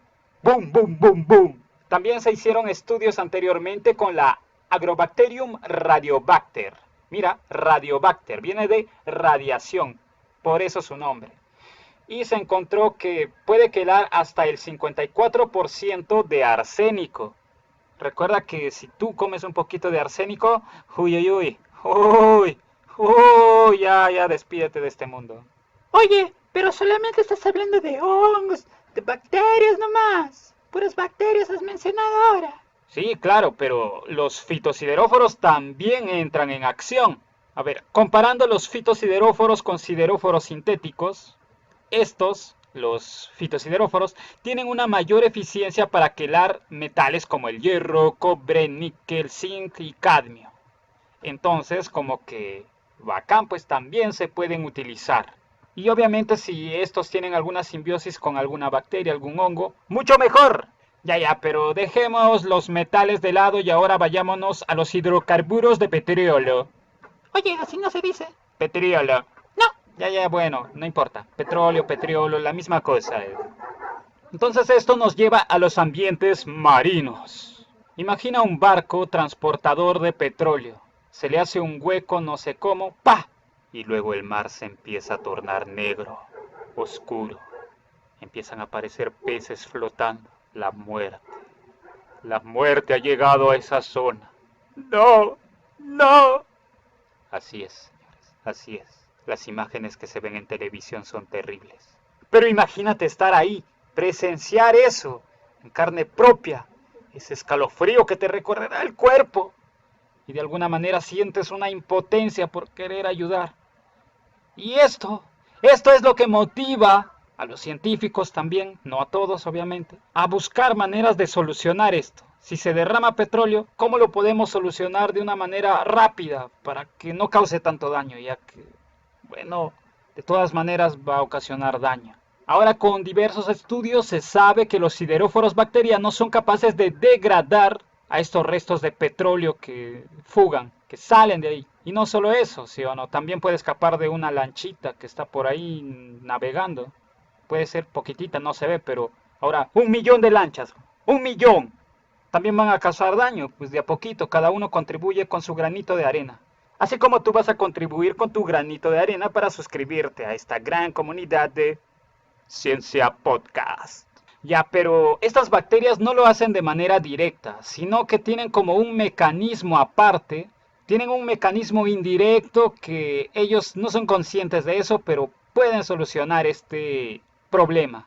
Cuando ellos tienen una deficiencia de hierro, ¿qué es lo que hacen? Liberar sideróforos. ¿Para qué? Para capturar el hierro. Y de alguna manera esto lleva a que se pueda biodegradar, gracias a esos sideróforos, productos hidrocarbonados de petróleo, restos. Y sigamos hablando de bacterias. Bueno, hablemos de la Marinobacter hydrocarbono-clasticus. Wow. Repite. Marinobacter hydrocarbono-clasticus. Excelente nombre, me gusta. Ya, pero ¿qué es lo que pasa con esto? Estas bacterias producen sideróforos como la petrobactina y también sulfonato de petrobactina. Y a estos los han estudiado y que sí, esos sideróforos son muy eficientes a la hora de degradar estos hidrocarburos de petróleo. Obviamente tiene su tiempo, ¿no? Se le toma su tiempo, pero logra degradar al petróleo. Petróleo.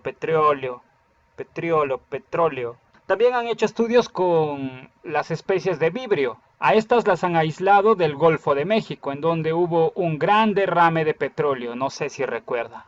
Bueno, estas especies de vibrio sintetizan sideróforos llamados ocrobactinas, y estas son muy eficientes degradando a los hidrocarburos de petróleo. Mira qué importante es esto de conocer a los sideróforos y su aplicación biotecnológica y usarla para la biorremediación de contaminantes ambientales. Quelar metales en los suelos, y biodegradar hidrocarburos de petróleo en los océanos. Otra aplicación biotecnológica que se le ha dado a los sideróforos ha sido la de reprocesamiento de combustible nuclear. Como ya hemos visto casi al inicio de este podcast, los sideróforos en su estructura molecular tienen grupos funcionales y por eso se les denomina de diferentes nombres, ¿no? Hidroxamatos, catecolatos y el otro que no te voy a decir porque tienes que recordarlo. Tanto los hidroxamatos como los catecolatos tienen una composición aniónica.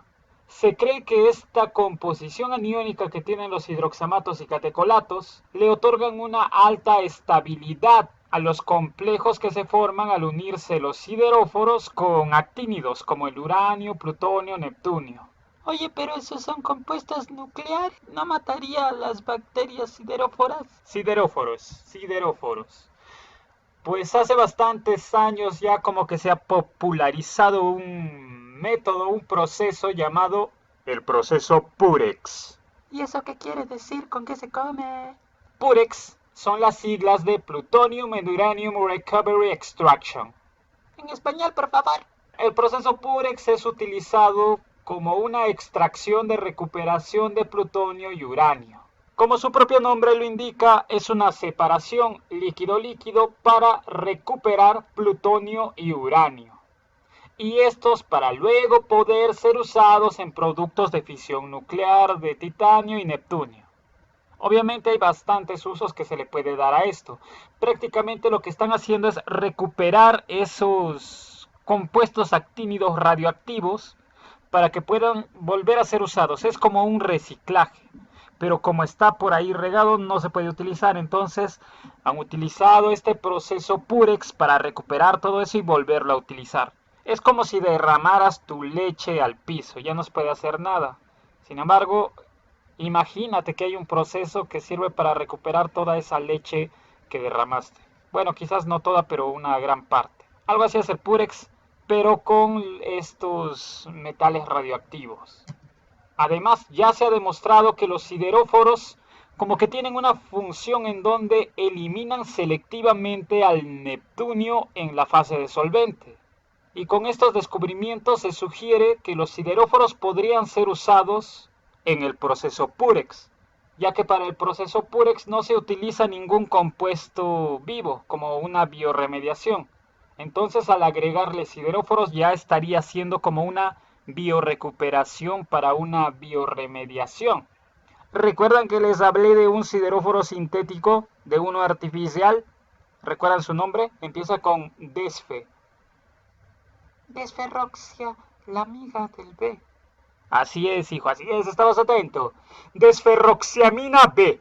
Y se ha encontrado que esta es muy estable a la hora de unirse al uranio.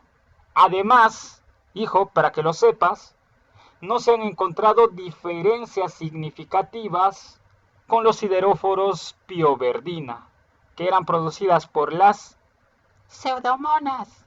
Ya no lo digas. Sí, pero esto lo han hecho además con bajas concentraciones de sideróforos. Y estas concentraciones bajas han sido suficientes para comprobar que los sideróforos son buenos para la recuperación de estos actínidos.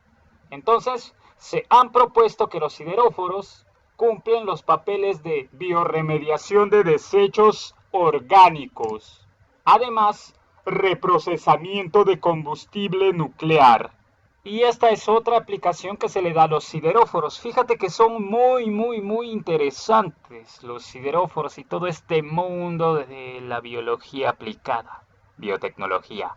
Rápidamente pasamos a lo que son biosensores ópticos, que también se han utilizado en aplicación de los sideróforos en la biotecnología. Primero que nada, biosensor. ¿Qué es un sensor sin vida? Lo podríamos tomar como algún artefacto que capta cierta señal que puede ser medida. Por ejemplo, la temperatura es captada por un termómetro y mediante procesos físicos, químicos, de dilatación y todo eso, ¿no? Se puede medir en qué temperatura está el ambiente, en qué temperatura está una mezcla de algo. Eso sería un sensor así a secas. Pero un biosensor también es un sensor, pero se le aplica material biológico. Se le aplican microorganismos, alguna enzima o algo que vaya a ser medida quizás dentro del cuerpo humano, como la glucosa también.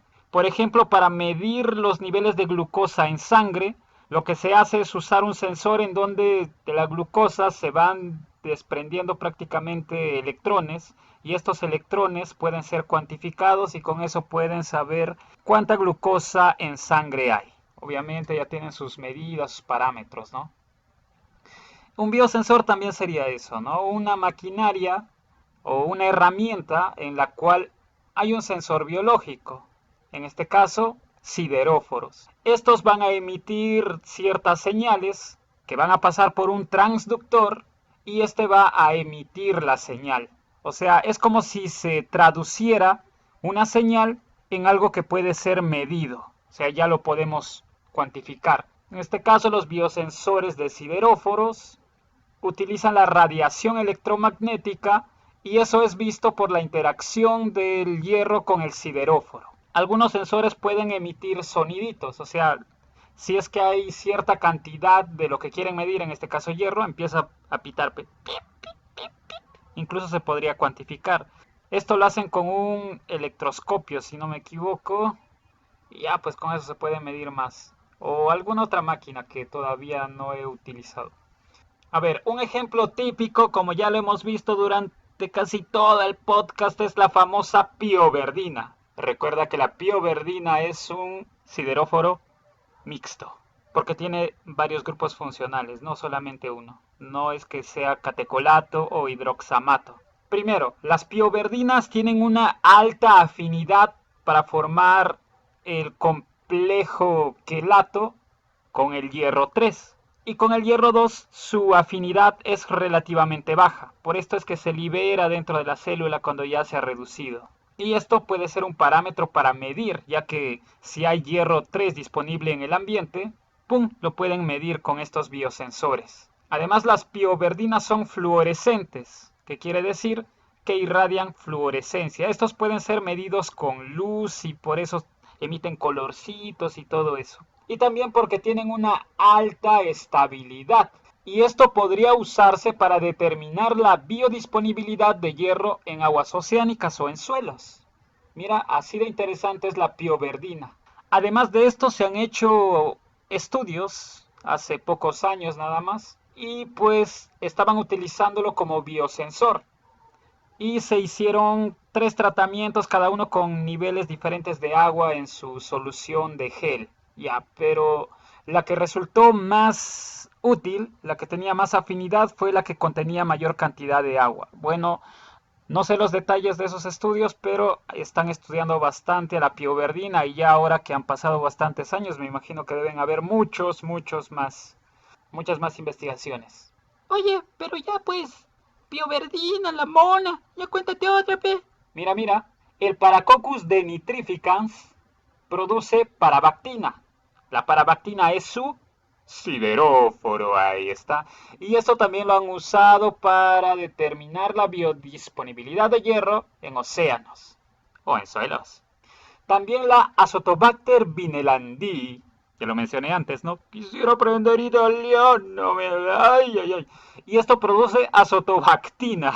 El estudio que hicieron con la azotobactina se determinó que no había una pérdida de señal de fluorescencia significativa, o sea, casi nada. Y entonces, fíjate, pueden ser usados como biosensores ópticos. Y estos viendo son muy eficientes de todo eso. Mira todo lo que hacen con los sideróforos. Y tienes bioremediación, que el nuclear, que biosensores y que no sé qué más cosas, que el ambiente y todo lo demás. Tu plantación, tus pescaditos se van a salvar. Ya, para terminar, mira, no quiero seguir explicando más porque no me da la garganta, pero vamos a hacer algo bien chido acá, escucha. La industria de la pulpa y el papel es una fuente principal de muchos problemas ambientales, incluidos el calentamiento global, la toxicidad humana, la ecotoxicidad, la oxidación fotoquímica, la acidificación, la nitrificación y los desechos sólidos. El principal problema de la fabricación de pulpa y papel resulta de los procesos de blanqueo. Algunos contaminantes se emiten al aire, mientras que otros se descargan en aguas residuales. Los sideróforos se consideran agentes efectivos en el tratamiento de la pulpa, donde pueden reducir el 70% de los productos químicos necesarios para blanquear la pulpa de craft. Y eso hace que los sideróforos sean alternativas amigables con el medio ambiente. Los hongos de podredumbre parda se consideran uno de los grupos más importantes de microorganismos que descomponen la madera. Algunos estudios informaron la producción de sideróforos de catecolato e hidroxamato por hongos que descomponen la madera mera. Por ejemplo, los sideróforos de hidroxamato aislados del hongo de podredumbre parda tenían la capacidad de mediar la reducción de hierro en los procesos de ciclo redox. El hierro reducido puede reaccionar con el peróxido de hidrógeno para generar especies radicales de oxígeno que despolimerizan la celulosa, la hemicelulosa y la lignocelulosa. Este proceso de despolimerización se consideró el papel principal de los sideróforos en el blanqueo de pulpas. Además, mostraron la capacidad de que los sideróforos producidos por diferentes especies microbianas en el blanqueo biológico de las pulpas con respecto a la pérdida de viscosidad. Hermano, esto va a terminar muy mal. No lo creo, pues descubrieron que los sideróforos producidos por G. el Traverum podría degradar la pulpa con una pérdida de viscosidad del 10.8%, mientras que los sideróforos producidos por las pulpas degradadas de Peroniporia medullapanis, yo aquí me siento, y Tinea versicolor con una pérdida del 13.6% y 14.4%, respectivamente. También se ha observado que los sideróforos producidos por Coriolus versicolor podrían alterar la estructura de la lignina para hacerla más susceptible a la estructura de la lignina, para hacerla más susceptible a la degradación y, en consecuencia, contribuir al blanqueo biológico de las pulpas. Suscríbete ahora sí, ¿qué esperas? De una vez, suscríbete y forma parte de esta gran comunidad.